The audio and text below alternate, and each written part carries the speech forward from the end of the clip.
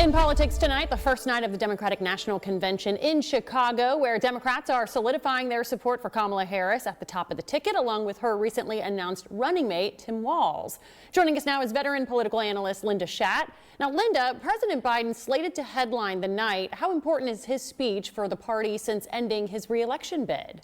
Well, his speech is very important this evening because he has the chance to unite the party, as well as take the advantage of talking about what he and Kamala have done together over the last 4 years. There obviously is going to be a balance that the Democrats have to strike between honoring Joe Biden and his 50 years of service and looking forward to support Vice President Harris on the ticket. Well, on the campaign trail, Kamala is making some day one promises, but what does she need to prove to voters that are criticizing her, saying her day one was almost 4 years ago when she took office, with a lot of Americans arguing that we are now worse off?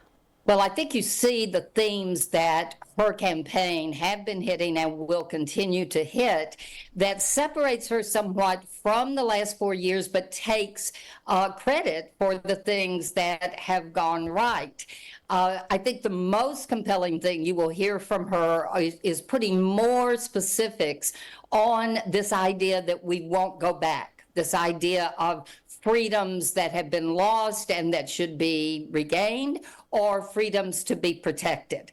So I don't think that she is completely tied to the Biden-Harris administration, because she can, at this point, with 2 months to go, make a separation from the policies that she disagrees with.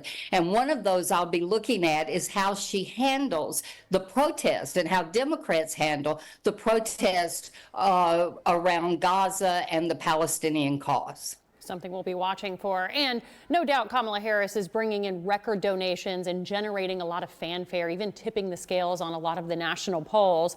But how much should we be trusting the polls right now at this moment, when we remember that Hillary Clinton was ahead in the polls by a significant margin in 2016 and lost to Donald Trump? Well, that's one reason that you hear Kamala Harris keep saying that she's an underdog, because she doesn't want that sense. When we say she's ahead in the polls, it's only by a point or two.